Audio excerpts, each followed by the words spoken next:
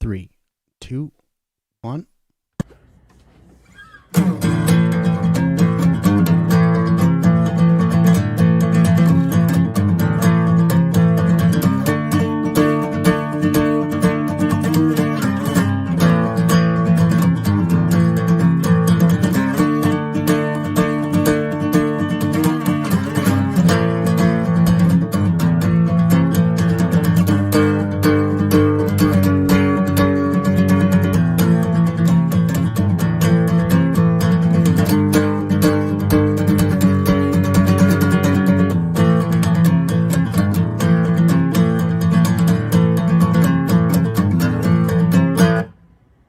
Woo!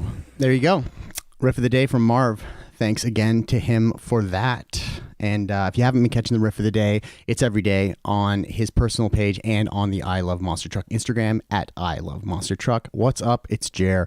This is Quarantine Hangs episode 2, and it's going to be a good one today. I got a lot of stuff on deck, and of course, we've got Kevin from Crownlands coming on later. We're going to talk to him about their new single, and it's going to be fun. Today we're streaming to Facebook for the first time in conjunction with our YouTube stream. So hope that's going well. Looks like it's going well. I can see comments coming through from both streams here. So if you've got any questions for Kevin, or if you've got any comments, anything you want to say, I'm reading them. I'll get to, specific ones here and there when I can, because I'm running all kinds of things over here. But just let you know, I always check in all the comments afterwards. And episode 1 went great, and I really appreciated everyone tuning into that, and we're going to be keeping that going with this one. Something that we're going to be trying to do maybe once a week, twice a week. We'll see how it goes, see what days, what times works for everybody, being that we've got fans kind of across the globe. And I did this one a little earlier so that we could hit the UK and Germany and all the other places that we've toured before and have a little bit of a fan base going on. So hello to y'all. We got some people from Scotland in here. Cool. So,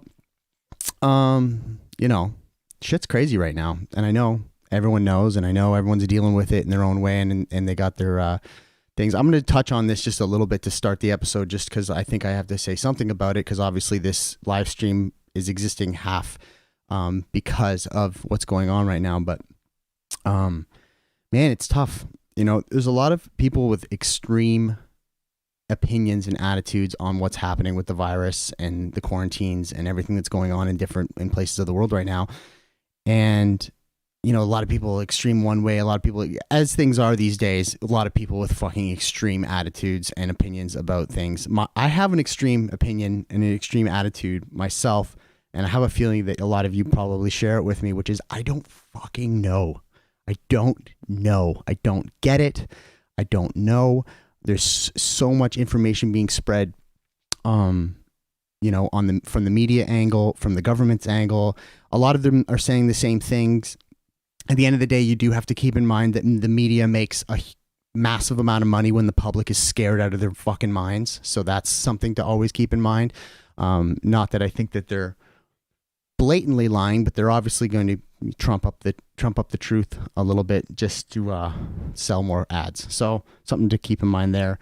But yeah, the only opinions and the only extreme pockets of information I really want to get are from experts, people who have gone to school their whole lives to learn about this stuff, and I'm trying to stay on that tip. So I hope everyone's doing okay, and I know that it's tough for some of you to be worried and stuck at home and all that stuff. For me, it's a little easier. I love being by myself, and I love bunkering down, and I know that's tough for some people, and all the best to you, and that's part of the reason we're doing this. So I'm going to shift off that, and we're going to get to some more lighthearted stuff, some more band-hearted stuff that we are going to be doing today. So talk about one thing.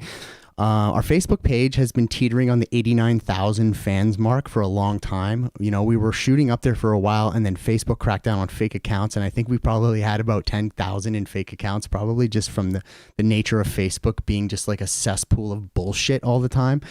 So yeah, so we're almost at 90,000. So if you feel like sharing the Monster Truck fan page on Facebook, do it, because we're like 50 people away from hitting 90K, which will be, whatever, numbers are numbers, who gives a shit, but 90K is fun. So there you go.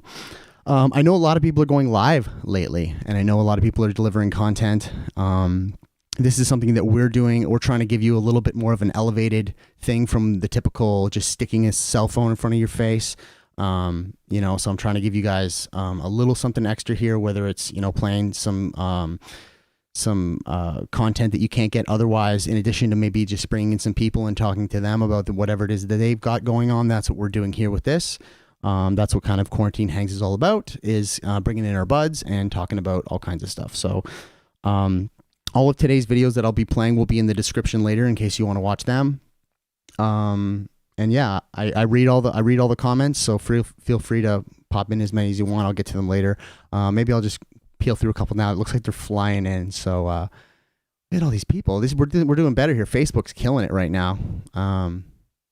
I can't even read all these people. I'm going to see if I got any questions in here to start things off. Yeah, we got a thing going on at Y108 today. We're battling the sheepdogs again. This is like, I always feel like we're like just such like a lesser version of the whole like Crosby versus Ovechkin thing. Like it's always been like Monster Truck versus the sheepdogs, and they're just our buds, and they kind of came up at the same time we did. They were a little ahead of us, and they helped us out a lot in the early days and supported us a lot. So it's all love there. Y108 is going to pit us against each other in a battle. I'm pretty sure we're going to win though. So okay. One of the first things I'm going to do here, one of the first videos I'm going to play is it's fucking cringe. It is not really something I really want to do. I'm doing it half as like a public service announcement, because a lot of times we get a lot of other bands that are trying to make their way, and they want advice or whatever, which is like always a little bit interesting to me, because we still haven't really gotten to where we are trying to go yet as a band. But we know there's a lot of bands that kind of envy our position and what we get to do on a daily basis, because it's awesome, and I get that.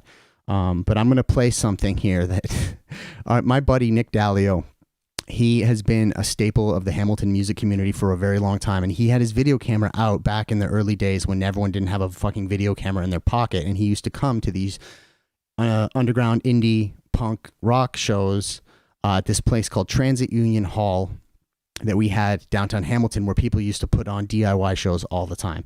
So I've got some footage here of an old band that I used to be in called Bayside. And we're not going to watch very much of it, I swear to God, because the audio quality is not the greatest, mostly because of how rough of a band we were. And he posted this on YouTube the other day, and I just pulled it up and was laughing my ass off at two main points. One of which is that I have absolutely no recollection of this show, these songs, this moment in life. It does not exist in my brain anymore as a memory that I can recall. So seeing the video was fun, because I was like, it just feels like a lifetime ago. It's from 2001. It's almost 20 years ago. It was one of my very first bands.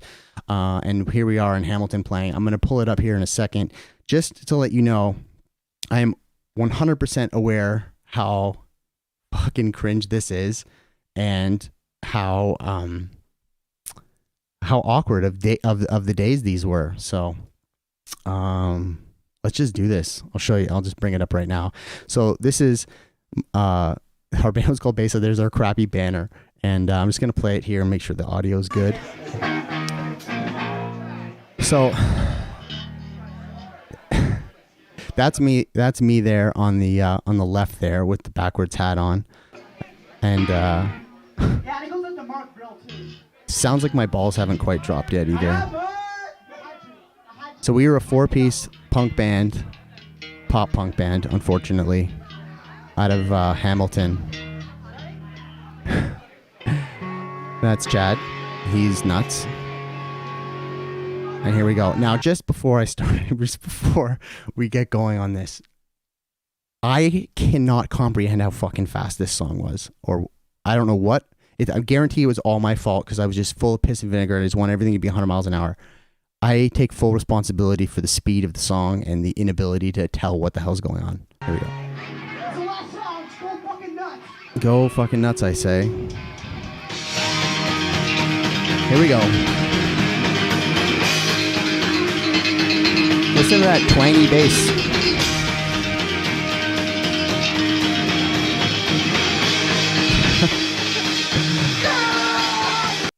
mandatory yell into the mic before the song actually starts.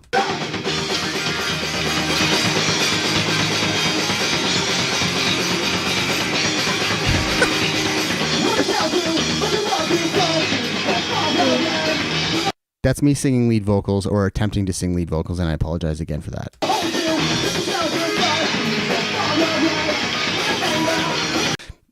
Poor Mike McInnes on the drums, just doing everything he can to keep up with the speed in which I am dictating.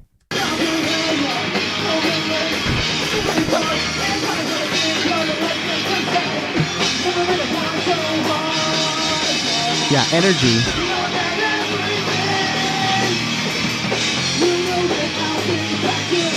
So just a quick note here too about the people in the crowd. These are a lot of friends, a lot of people I went to high school with. They're the heroes of this video, if I have to be honest. The support and the unwavering support that we had from our friends and the general scene in Hamilton to perform such mediocre music and still be beloved and supported by these people is what basically allows what occurred afterward, which is the creation of decent music and a somewhat of a career afterwards. So again, the true heroes here, the fans, as always. Stoked.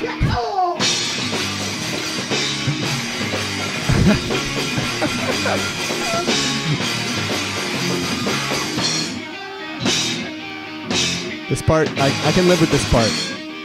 I can hear what's going on. Okay, so that's enough of that. That's enough of that. Let's walk down memory lane, except that I have no memory of such things. I just want to point out, though, I was 20 years old, so I was old enough to know better, but obviously still figuring things out. But just as a general note to anybody, not just musicians, but anybody who's 20, young, middle 20s, 30 even, we were only, I think, 29, 30 years old, just before we were getting to our 30s when we started Monster Truck. So sometimes I think that young people, 20-year-olds, feel like they need to have it all figured out. And I'm telling you right now, you've seen the video evidence. I did not fucking have anything figured out. So I hope that's some kind of encouragement to anybody who's aspiring to more than they have now. I was still doing that when I was 20. So there you go. Moving on from that. What do we got next today? Let's get to some questions. You got any questions here? I'm just going to go through the comments real quick. Yeah, Andrew Taylor says you were in Sum 41. Like, kind of. Just not as good or as popular. Yeah. Thanks. Even our friends are like, that's so bad. You guys are so... Yes, we were bad. Okay, so, yeah. So the next thing I want to get to is just pure hilarity. It's something that I've watched. It's another one of these videos that I watched just for pure entertainment's sake.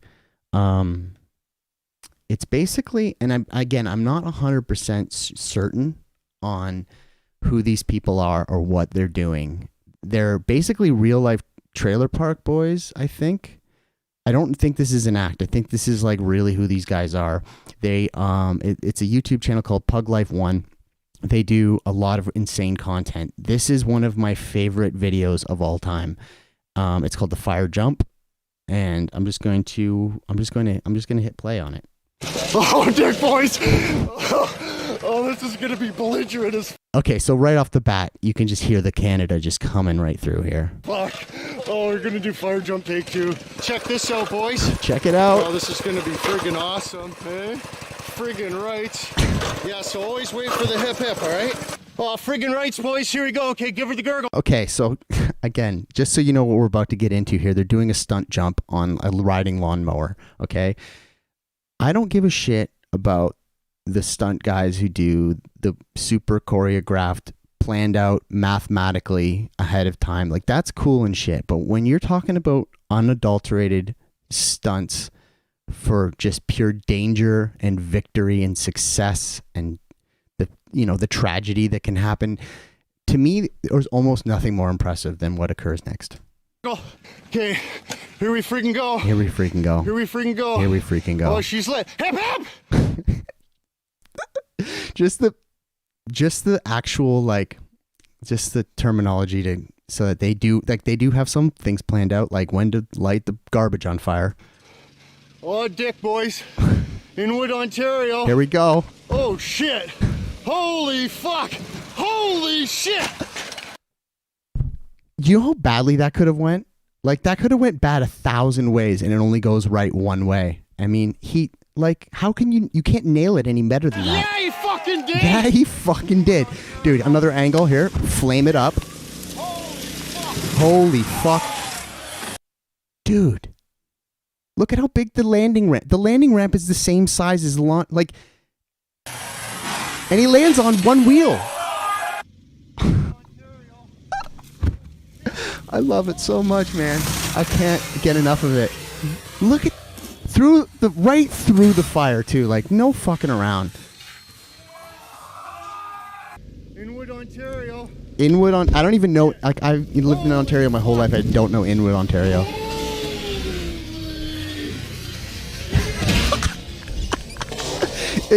It's equally amazing from every single angle. It's so good. You're not even on fire, dude. You're not even on fire, dude. Oh man, oh man, oh man. It's just, I can't get enough. I just can't get enough. It's so good. From the head on. I love how they got like 7 camera angles. Oh, here we go. One of the best ones. Okay. Just imagine you're this guy. You're getting ready to go off this jump, and this is what you see in front of you, and you just stay on the gas pedal.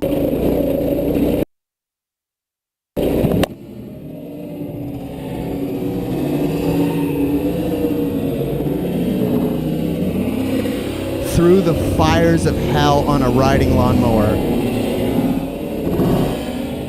Oh my god, dude.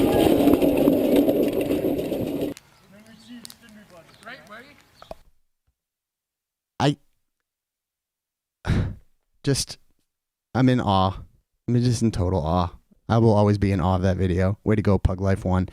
Hopefully one day we can cross collaborate and do like a music video or something, because you guys are the best, and that was the best. And follow them on YouTube, Pug Life 1. They've got all kinds of other crazy stunt jumps. They got ones that go so bad where you're like, dude, is he gonna get up? Like, that was the great one. There's lots where they don't make it. So Pug Life 1, check them out.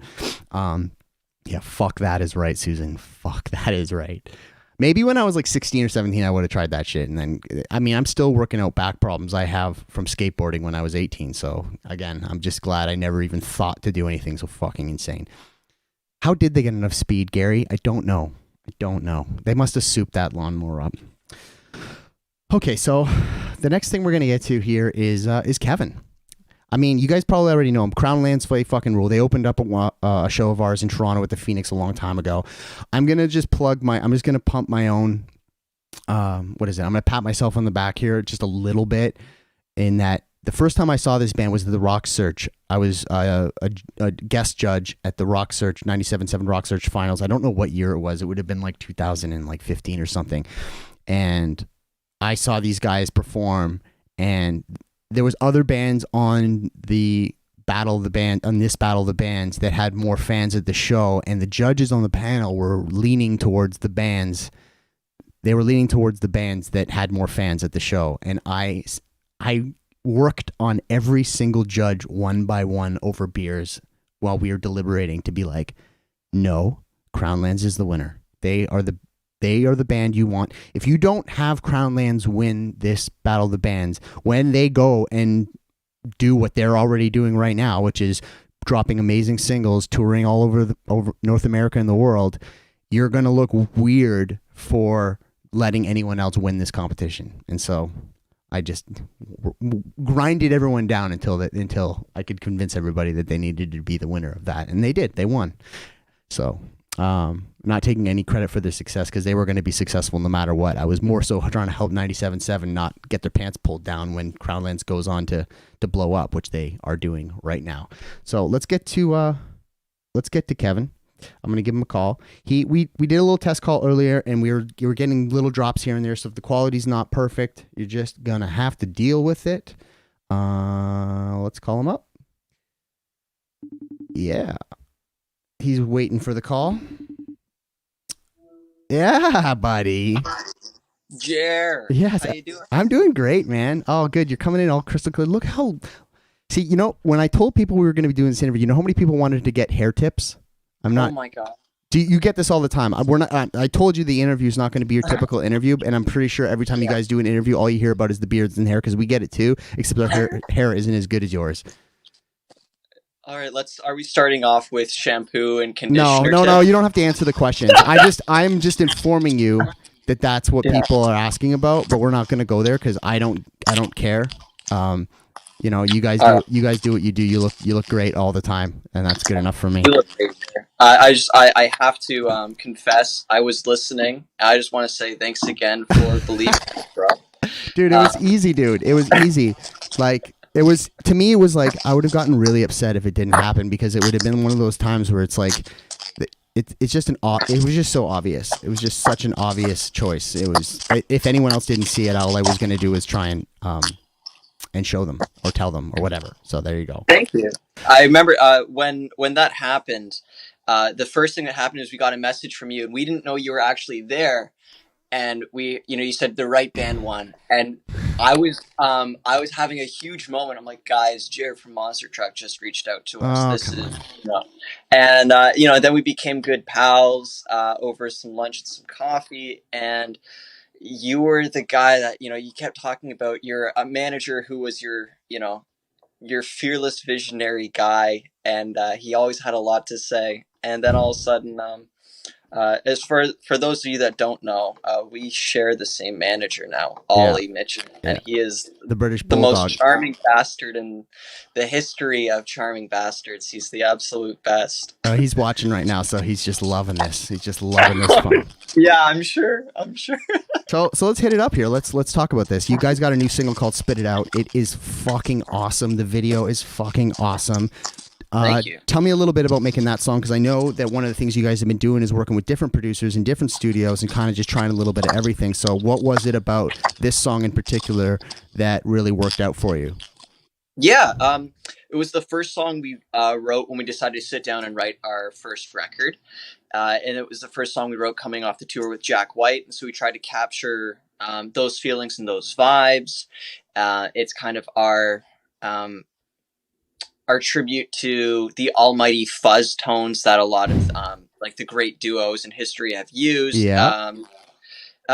It was really cool working on it with Dave Cobb because he's got this method where it's like you have to cut everything live off the floor. You need to, record with no click track. You need to have that swagger and that groove.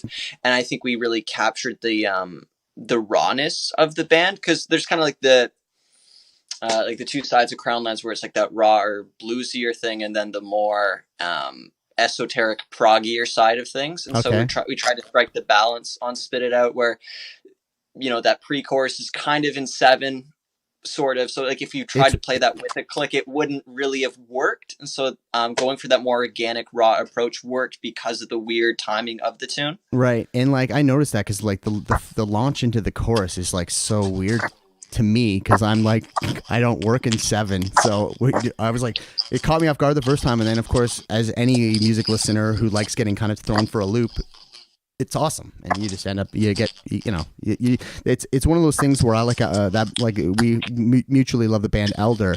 They have the ability of taking parts that seem like they're not going to fit together and then doing it so seamlessly that you can't envision it any other way. So that's what I get from that, and yeah, great job on that. Thank you. Again, it, as most good things, it came out of a mistake in the jam session, and it's stayed from from the first day through the last day. As sometimes the best things are mistakes. Yeah, for sure. We call them happy accidents. Absolutely. So yeah, moving on. And this is I know you probably saw that horrible video I showed from my from 20 years ago. Man. I have a really, really hard time remembering anything, honestly. Mostly like the Monster Truck's been a band for 10 years, and when I look back at our early years, which would have been like 2009, 2008, I like don't have a great recollection of that.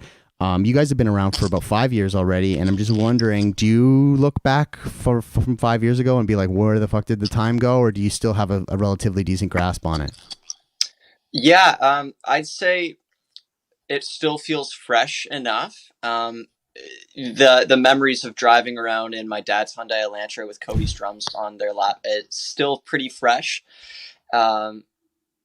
That was kind of like the reason why we became a duo, was we didn't have enough room for anyone else in the car at the time. And then I got a minivan, and the amps just got bigger, as you know. Yeah. Yeah, I definitely don't miss sleeping on top of the drums, because that was only a couple of years ago, and luckily that feels fairly far away right now.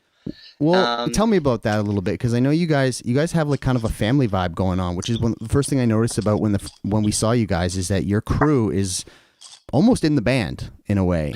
Do you still is that still happening? You still got those? I'm sorry, I don't remember the names of the fellas. Team. Yeah, like Justin is basically our third member. He recorded and produced our first 2 EPs, and then we conned him into becoming our front of house guy, and then he became our tour manager, and like the roles have shifted a bit, because like we've cut this new record with Dave Cobb, we've cut a few tunes with Nick Raskulinitz. We've been able to work with a lot of these huge producers that we have so much respect for, yet at the same time we still have the people in our lives that have been there since the beginning, and we still work with them on a professional level. And I think that's what it's all about, is maintaining the sense of friendship throughout. And obviously in any band there's going to be ups and downs, right? But at the end of the day, I think there is like that brotherly love between I love that, man, because I mean that was something that we had in the early days of Monster Truck, where we had like Steve's brother Andy with us all the time, which was like a family vibe.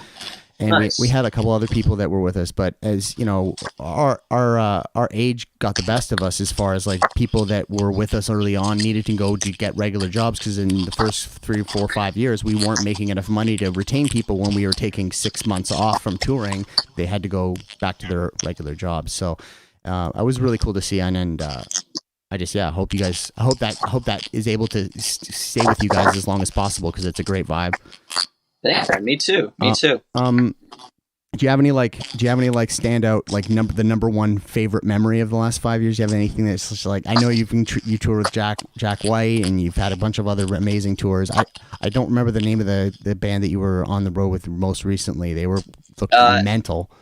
The Who. They're a Mongolian like folk metal band, and they've received like the Order of Genghis Khan, dude. They have received like the highest honor you can receive as a Mongolian emissary of Mongolian culture. Oh my God. I think that's super cool, because like, I mean, who else is representing that side of things? And like all their lyrics are tied into like 1,000-year-old stone tablets of Mongolian lore. It's pretty sweet. So we did our last US tour was with them. I think we did like 30 shows over the course of 2 months. Right. And that was a huge highlight for sure. That was like our breakout run. Before then we toured the States for like a half dozen shows with Primus, and that was a huge highlight, man. I mean, growing up, bass is my first instrument. It's my first love. And so when YouTube had just come out, I'm aging myself now. Fuck off. I spent a lot of time studying Les Claypool's playing, and for one of like the most formative musicians in my youth, to like kind of meet him as a peer and be able to shoot the shit and hang out on his bus and learn some of his tunes from him. Wow. That was like mind-blowingly cool, Jer. Oh, cool. And Les is the sweetest guy. And he lives the dream, man. He has his own tour bus with his wife Cheney, and they have their own wine. And so they sell their wine at the VIP part of their show. Oh. And like, that's their life. They just travel together. They've been married for like, is it just under 30 years? And I think they've only spent like a week apart. Like that's the furthest they've spent away from each other. That is the dream. That is the dream. It is, man. That's like huge goals for sure. And they were so gracious about inviting us backstage when they came to Toronto with the Claypool Lennon Delirium this year. And as you know, Geddy Lee showed up and played Tomorrow Never Knows with them for the encore. And we got invited backstage to hang out with like Les, Sean, Cheney, and Geddy. And it was really surreal to I've had a couple of those moments. Yeah, and like pretend that you belong and be like, holy shit, I'm in the room with my heroes. And, you know, Les's hero is Getty as well. So it was really cool to see like this Wow. ridiculously famous, successful bass player hang out with Another arguably the ridiculous. great. Yeah, and all they wanted to do was talk about wine, man. That was it. Like they didn't want to Yeah. talk about, you know, it's Yeah, and they've had every conversation that can be had about the bass guitar at that point. So I get that, but man, that's a great answer, and I've definitely been in that scenario before. But I am awful when it comes to getting starstruck, and I just can't handle it. I just like don't do very well. I gonna maybe have to work on that a little bit because you know we're in those situations every now and then. I mean, Marv freaked out. I can't remember who it was from Iron Maiden, but just went up to him a little bit too like, hey man, and the guy was like and just like took off. So yeah, it's a fine balance. It's a fine balance. I wanted to ask you about something that I've noticed about myself, which is that once I've had a guitar for a long time, I'll start like developing weird positive emotional attachments to the instrument, where I'm starting to look at the instrument like it's like a human.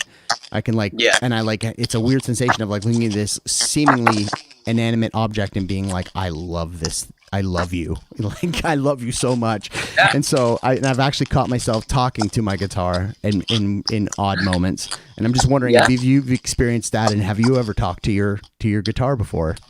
Yeah, I do. Actually, I've got a really good story here. This is Oh, here we go. He's got them all back. There's the Rick. I've got like the stupid double neck back there. I love that guitar, but it's a complicated relationship. It hurts me a lot. Yeah. But I call this guitar like my wife, basically. This is my dad's old Alvarez from the late 70s. Wow. And he got it. I think he's like, the story is he won it in like a poker game in like somewhere in Florida in the Keys, and he brings it back, and then he gave it to my uncle and he snapped the neck off, and so my dad just treated it as a slide guitar for years because the action was shit, and he gave it to me, and I just like, I hugged it every day and put like all my good vibes into it. Yeah, and it'll take care of you. you know yeah, and it's become like one of my main writing tools. This was the guitar I discovered open tunings on. This is where I found my voice, because like, again, as I said, I started out as a bass player, and then this is the guitar, man. Oh, that's awesome. Another great answer. This is why I wanted to have you on. I knew you were just going to be full of interesting and good answers. So I got another one here for you, and this is a bit of a weird one, and well, actually, I guess it's not that weird, but I've been really lucky. Like I've had very supportive parents when it comes to the music. Everything that's been going on from when I was 12 and 13 years old to now. There was a couple weird moments when I was like getting up in the late teens, and they were starting to be worried that I was going to be trying to do this as a job, and they were how viable is that going to be? But one of the things that I noticed was that I always had pushback from outside my immediate family, like my aunts and my uncles and like stuff like that. I would show up at Christmas dinner and they would be like, "So, still doing the band thing, eh?" And I'd be like, "Yeah, fuck off." Like, I wouldn't say fuck off, but like also like I can hear the tone and voice that you're using.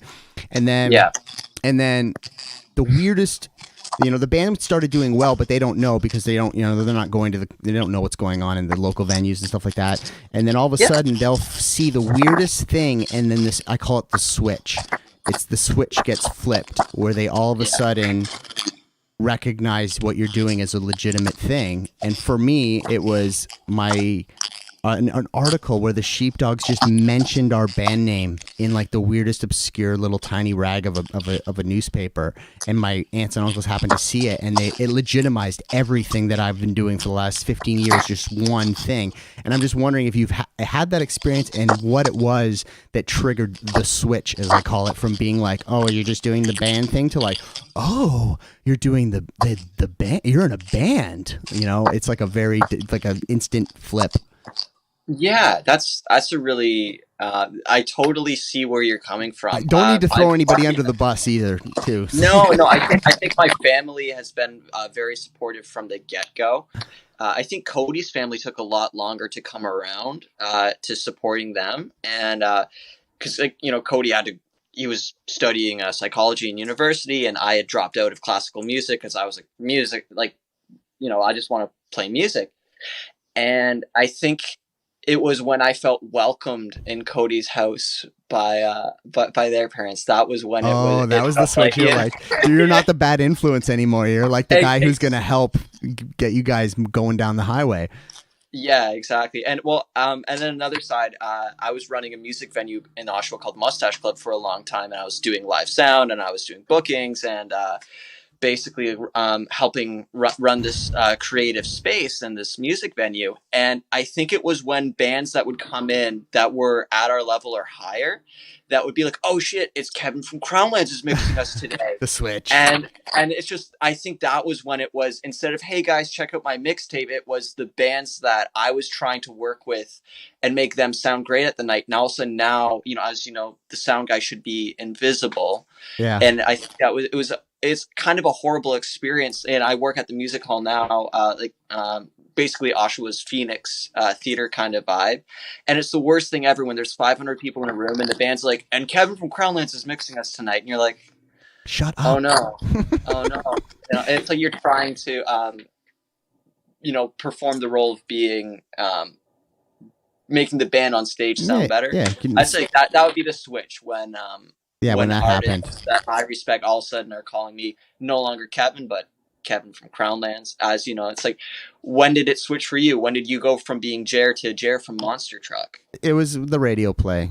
The radio play. Yeah. The radio play was, as you know, it's such a powerful thing because it's such a medium where it gets forced into people's cars without them even realizing it. Sometimes they'll just like turn their car on and there's a station on and your music's coming through, and then they're like, oh, I like this. And then, everything stems from that for us, at least. And even with today's technology and streaming and everything, that's still a powerful tool of it's like non-consensual music. it's like you like Dee Snider found out about us because he heard it coming through someone's radio, like it's still a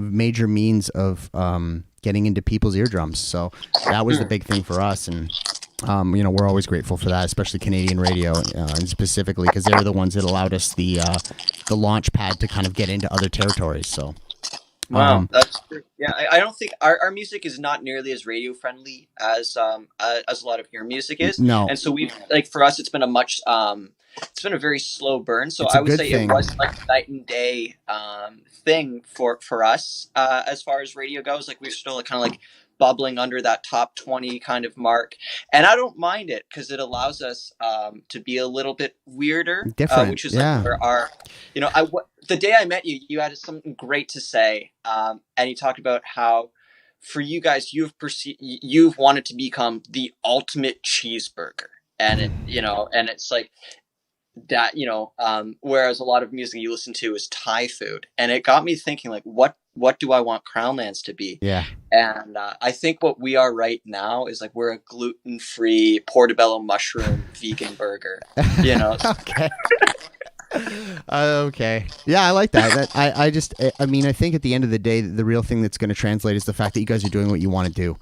And, regardless of whether it's radio friendly or whether it's, going to work in this territory or that territory, the biggest thing is that you guys are, I hate the fucking word authentic, but it's what you're doing. This isn't, you're not putting on a show. This is like your tunes that you wrote because you love them. And that was where Monster Trucks stemmed for me when we started, was that I just wanted to be in a band that I would love to listen to. And that was how the whole thing, kicked off. For Marv too, like that was the discussion that we had when we were getting it going. So, I love hearing that. I got one more kind of heavy question, then we'll get into like a couple little easy things here. This one is one that I've always been curious about because it stems. I want to talk about drugs and alcohol. Okay. Because I know you guys, both you and Cody, both don't drink or take drugs.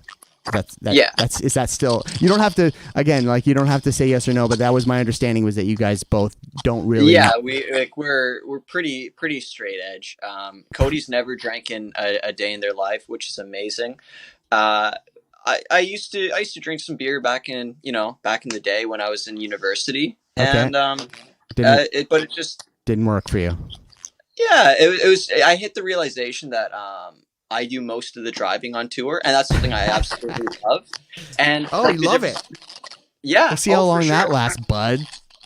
Oh no, man, the open road is perfect. Oh, that's great. I love to hear that. I find like that's where that's what centers me. Otherwise, I get pretty rambunctious if I'm not completely occupied in the van, and things will just, you know, get lit on fire or thrown out the window, and it's you know. Fair enough. Fair enough. So Yeah. let me tell you where I'm going with this, because at the end of the day, drugs and alcohol have been inexorably tied to rock and roll. It's peanut butter and jam. It's always been a thing. And I think that it's been that way because, at least, and this is my personal opinion, is that I've always felt that it's kind of helped me go down creative avenues that I may not have seen otherwise. It's brought me to places musically where I didn't really feel like I may have been able to access if I hadn't, been drunk or high or both. And that's something that I've definitely tuned down a lot as I've gotten older, because the hangovers have gotten so bad. I think the other thing that's interesting with you guys is that you already sound like you do a lot of drugs and alcohol with the type of music that you play. So I'm not suggesting that you're missing out on anything, but I'm just wondering if you've ever thought about it like that, where you're just like, you feel like maybe you might be missing some opportunities creatively from not, going down that route, or are you so certain that the pros outweigh the cons? Because and maybe maybe I'm just so drunk and high that I'm able to convince myself that I'm being a creative genius, and maybe I'm just making a mess. So, just your thoughts on that, really. Yeah, that's a really good insight, Jared, because I think a lot of us grew up worshiping a lot of these rock records, and by the time they all hit their 40s, they all got sober, and then the steam ran out, right? And we stopped like digging that kind of music. And so if only they stayed in like the party mind, and I think it can go like one of two ways. Whereas like the 70s, everyone was smoking weed, so everything sounded warm and bubbly, and then by the 80s, everyone was doing cocaine, so everything had that bright, snappy, fast kind of sound, and you can tell what drugs the mix engineer was doing based on the way a record sounds. I think like a huge part of Cody and my like stable relationship on the road is owed to us being sober. I can see that for sure, because that's definitely been the source of many fucking huge battles Monster Truck has had over 8 bottles of wine. Yeah, and again, for us, the key is just like that stability and being able to wake up early-ish in the morning. And like for me, my drug of choice is coffee. I'm a huge Me too. caffeine nut. Yeah. And I'd say like that's the closest thing. But like what I love about being sober is I can get fairly fucked up on coffee throughout the day, and it actually makes me a better driver when I have to drive 3 hours after a gig to get to the next venue. See, that's the thing I don't think that people know about coffee, is that when you drink shit coffee, you get a shit caffeine high. Yeah. And like, there's something really to be said about quality coffee giving you a quality drug, which is caffeine, in a way that makes you not jittery, not anxious, just nice and ready to take on the world. So that's my perspective on coffee. I remember I agree. The first day I had a cup of coffee, it was the best day of my life, and I've been chasing that dragon ever since. There we go. So we found it then. It's not drugs and alcohol. It's just straight bean right into the bloodline. Straight bean, yeah. Which is funny because it's not even a bean. But anyways, that's a discussion for another day. I'm gonna give you one. I'm gonna give you one or two more here. I gotta ask one thing: did Cody get Animal Crossing? I don't know. I think Cody's like hard on like the new Witcher game. Last time I talked to Cody, there's no new Witcher game. That's the old Witcher game. Oh well, the Witcher game, is that Witcher 3? Yeah, Witcher 3. It's an incredible game. It's just like it's also like 6 years old right now, but that's okay. That's a good thing to be playing. See, I'm out of my depth when it comes to that. That's okay. I knew you were. I was just wanted to see if I could get a little inside information on what Cody's up to on the video game front, but that's okay. We can switch off that topic. I got one more question for you, and I'm pretty sure I know what you're going to answer, but I'm just going to pose it anyways. You're on tour. Yep. In a 24-hour span, you are going to take you either get to have an amazing meal, an amazing bathroom for a shit, or an amazing shower. You can only have one. The other two are going to be disgusting. So which one would you choose between an amazing shower, an amazing shit, or an amazing meal? It's all about the meal, man. Yeah, 100%. I figured you'd say that, but it's impossible. Like I try and eat vegan on the road, which it pretty much just goes out the window, and I just go veg. Yeah. It's a nightmare, especially in the States. You go to Burger King and you get a Whopper. U.S. is fucked. Yeah. Or if you're super lucky, there's a good Indian spot. That's the first thing we ask when we get to a venue, right? We've got like those 4 questions, like, where's the Indian food? Where's the locally roasted coffee? Where are the vintage guitars? And where are the thrift stores? And that's pretty much like, that's the hierarchy. We're not asking for the showers or the bathrooms because we're pretty chill. I mean, well, Cody needs to wash their hair every day because of those curls. I can just, all I need is a sink and I'm good to go. See, I should ask him then, because I'll tell you right now, how does he find a shower every day? That's impossible. We can't even do that. When there isn't a shower every day, Cody's hair just goes right up in a bun. So he has a plan B. Yeah. Okay. Yeah. Exactly. All right. So before we go, just tell us what the deal is with your new album. At least what you're planning to do with the release, because everyone's asking. Everyone wants to know when the Crownlands full length is coming.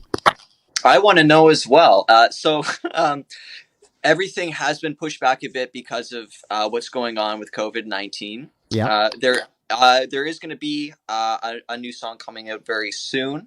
We've got like a couple videos we've been working on that we're very excited about. And I think it's just going to be like a slow rollout like that.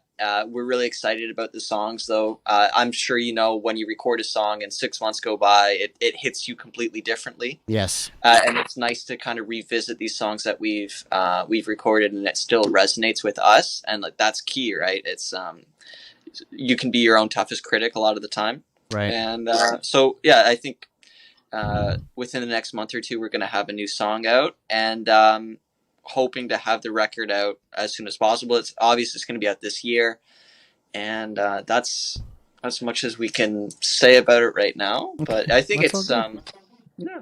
Well, yeah. Thanks for joining me today, and I always love checking in with you guys and hearing what you're up to. And congrats on the new single, because it's absolutely killer. And we're gonna throw to it after I hang up with you. We're gonna play it for the peeps. For those who haven't seen it, Crownlands, one of the best bands in Canada right now. Thanks a lot, buddy.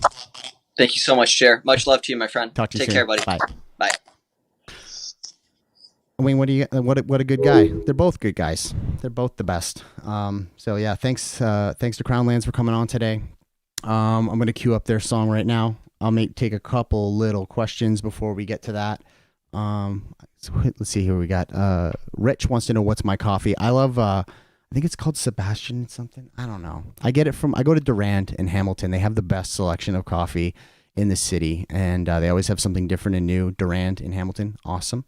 Other than that, thanks to everyone for tuning in. We're going to be doing more of these. We're going to be getting different guests on. We're going to be playing funny videos, and we'll be hanging out with you on here. So yeah, thanks for tuning in. We'll see you in about a week. We'll do another one, and everyone stay safe out there. This is Crownlands. Spit it out.